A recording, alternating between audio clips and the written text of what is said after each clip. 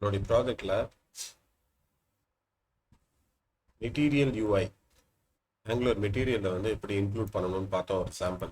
So mat button module இங்கே import பண்ணியிருக்கோம். But இது கரெக்ட் வே ஆனால் இது ஒர்க் ஆகும். பட் இதோடைய பெட்டரான ஒரு வே இருக்கு. அதாவது மாடியூலாக பிரிக்கலாம். அதாவது சிமிலர் ஃபங்க்ஷனாலிட்டின்னு சொல்லுவோம் இல்லையா, ஒரே மாதிரி இருக்கிற ஃபீச்சர்ஸ் எல்லாத்தையும் இந்த மாதிரி இந்த ஆப் மாடியூல்லையே போட்டோம்னா என்ன ஆகும், இதோட ஃபைலோடைய லென்த் வந்து ரொம்ப பெருசாக போயிடும். நிறைய இம்போர்ட் பண்ணிகிட்டே இருந்தோம் அப்படின்னா இங்கே பெருசாக போயிடும். மேனேஜ் பண்ணுறது நமக்கு கஷ்டமாயிடும் ஒரு பெரிய ப்ராஜெக்டாக இருந்ததுன்னா. என்ன பண்ணலாம், இந்த மெட்டீரியல் இம்போர்ட்ஸ் எல்லாத்தையும் வேற ஒரு மாடியூல்குள்ள மூவ் பண்ணிக்கலாம். ஒரு புதுசாக ஒரு மாடியூல் கிரியேட் பண்ணுவோம். மாடியூல் கிரியேட் பண்ணுறதுக்கு NGGM angular CLI command line இன்டர்ஃபேஸ்னு பார்த்தோம்னா ஷார்ட்கட்ஸ்லாம் கொடுத்துருப்பாங்க எப்படி கிரியேட் பண்ணலாம் அப்படின்னு. ஸோ NG ஜென்ரேட்டர்னு கொடுக்கலாம், இல்லை ஜின்னு கொடுக்கலாம். அதேமாரி எனக்கு ஒரு மாடியூல் வேணும், அதனால எம்னு கொடுப்பேன். ஐஃபன் எம்னு இங்கே கொடுத்துருப்பாங்க. இங்கே NGGM. அதுக்கப்புறம் இதில் ஆப்ஷன் வந்து ஃப்ளாட்டுன்னு கொடுத்தோம் அப்படின்னா அங்கேயே கிரியேட் ஆகிடும். பட் எனக்கு வந்து ஒரு ஃபோல்டருக்குள்ளே கிரியேட் ஆகணும், ஷேர்டுன்னு ஒரு ஃபோல்டரில். ஸோ என்ன பண்ணுறேன், NGGM, NGG ஃபார் ஜென்ரேட், எம்னா மாடியூல். எங்கே வேணும் அப்படின்னா ஷேர்டுக்குள்ள மெட்டீரியல் அப்படின்னு மெட்டீரியல் டாட் மெட்டீரியல் மாடியூல்.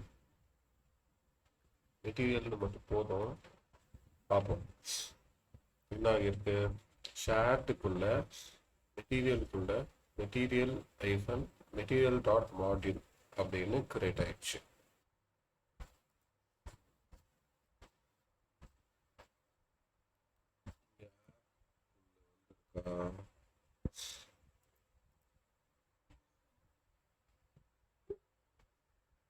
இது கிடையாது, இது வேற ப்ராஜெக்ட். இங்கே போறேன், திரும்ப கொடுப்போம் NGGM. இங்க வேணும் ஷேர்டுக்குள்ள மெட்டீரியல் ஐஃபன் ஃபிளாட் ட்ரூன்னு கொடுக்குறேன். எனக்கு என்ன ஆகிடும், அதுக்குள்ள ரெண்டு ஃபோல்டர் கிரியேட் ஆகாது. முன்னாடி பார்த்தோம்னா ஷேர்டுக்குள்ள மெட்டீரியல் ஒரு ஃபோல்டர் கிரியேட் ஆச்சு. இப்போ எனக்கு ஷேர்டுக்குள்ள material dot module dot TS அப்படின்னு வந்துடும். ஷேர்டுக்குள்ள ஷேர்டு வந்துடுச்சு, ஷேர்டுக்குள்ள மெட்டீரியல் டாட் TS வந்துடுச்சு. இப்போ ரொம்ப சிம்பிள். இதுக்கு மேலே இந்த இம்போர்ட்டை இங்கேருந்து எடுத்து மெட்டீரியலுக்குள்ள இம்போர்ட் பண்ணிட்டு இங்கே இம்போர்ட்ஸ் கொடுத்து இப்போ இன்னொன்று வந்து இங்கே எக்ஸ்போர்ட் ஆட் பண்ணணும். அப்போ தான் இந்த மாடியூல்ல இருந்து இந்த காம்பனன்ட் இந்த சப் மாடியூல் எல்லாம் நமக்கு வெளியில் எக்ஸ்போர்ட் ஆகும். அப்போ தான் நம்மளால வேற ஒரு இடத்துல இதை யூஸ் பண்ணிக்க முடியும். இது பண்ணிட்டோம் அப்படின்னா இந்த ஆப் மாடியூலில் இதை எடுத்துடலாம். எடுத்துட்டேன். இந்த மேட் பட்டன் மாடியூல் இங்கே இம்போர்ட் பண்ண வேண்டாம். அதுக்கு பதிலாக இம்போர்ட் மெட்டீரியல் மாடியூல். அதோடைய பேர் என்ன, material module. So import material module from நம்ம இருக்கிற டைரக்டரி எங்க ஆப். ஆப்குள்ளேருந்து ஷேர்டுக்குள்ளே போய் மெட்டீரியல் இம்போர்ட். ஸோ கரண்ட் டைரக்டரியிலேருந்து ஷேர்டுக்குள்ள போய் material dot module file name மட்டும் கொடுத்தா போதும். இந்த மெட்டீரியல் மாடியூலை இங்கே நான் இம்போர்ட் பண்ணிக்கிறேன். தாண்டுப்பா NG sub.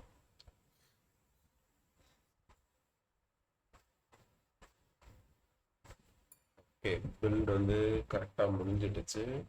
இப்போ நான் லோக்கல் ஹோஸ்ட் 4200 கொடுத்தா எனக்கு மெட்டீரியல் மாடியூல்ஸ் கரெக்டாக வந்துடுச்சு. ஆனால் இதனால தான் வந்துதான்னு ஒரு தடவை கன்ஃபார்ம் பண்ணிடுவோம். அது எப்படி கன்ஃபார்ம் பண்ணணும், இந்த மெட்டீரியல் மாடியூலோடைய இம்போர்ட் இருக்கு இல்லையா, இந்த இடத்த நம்ம மாத்திடுவோம்.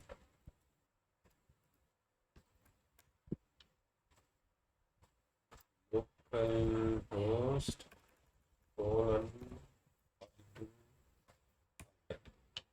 சரி எரர் வந்துடுச்சு. ஸோ இந்த இதை தான் யூஸ் ஆகிட்டு இருக்கு. ஸோ இந்த மாதிரி ப்ராஜெக்ட்ஸ் பெருசாகும்போது நிறைய காம்பனன்ட்ஸ் வருது அப்படிங்கிற மாதிரி இருந்ததுன்னா நீங்கள் வந்து சப் மாடியூல்ஸாக பிரிச்சிடலாம். ஸோ ஷேர்ட் மாடியூல்ஸ் அப்படின்னு சொல்லுவோம், இல்லைன்னா ஃபீச்சர் மாடியூல் கூட சொல்லலாம். இந்த மாதிரி இப்போ மெட்டீரியல் எல்லா இம்போர்ட்ஸையும் நம்ம இதுக்குள்ளே பண்ணால் போதும். ஆப் மாடியூல் வந்து க்ளீன் ஆகிடும். இதுக்குள்ளே ஒரே ஒரு மெட்டீரியல் மாடியூல் மட்டும் தான் வரும். இந்த மாடியூலுக்குள்ளே தான் இப்போ மேட் பட்டன் போட்டோம் இல்லையா, மேட் பட்டன் மாதிரி நமக்கு ஆங்குலர் மெட்டீரியலில் வேறு எந்த காம்பனண்ட் யூஸ் பண்ணணுன்னாலும், இப்போது செக் பாக்ஸ் யூஸ் பண்ணணும் அப்படின்னா இந்த இம்போர்ட் எடுத்து நம்ம மெட்டீரியல் மாடியூல்குள்ளே மட்டும் பண்ணால் போதும். மெட்டீரியல் மாடியூலில் பண்ணிவிட்டு இங்கே இம்போர்ட்ஸில் கொடுத்து எக்ஸ்போர்ட்ஸ்லேயும் கொடுத்துட்டு நம்மளுடைய காம்பனண்ட்டில் நேராக போய் எக்ஸாம்பிள்லேருந்து நம்ம ஒரு செக் பாக்ஸ் எடுத்துப்போம். இந்த piece of code add check box. இந்த என்ஜி மாடல் இப்போதைக்கு எடுத்துடுறேன், எனக்கு டேட்டா எதுவும் பைண்ட் பண்ண வேண்டாம். ஸோ ஜஸ்ட் ஒரு செக் பாக்ஸ் மட்டும் வருதா அப்படின்னு பார்த்துக்கோம்.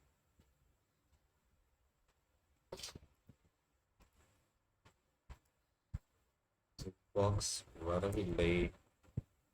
அது வந்துடுச்சு. நமக்கு எகெயின் கலர் தீம் அப்ளை ஆகலன்னு நினைக்கிறேன்.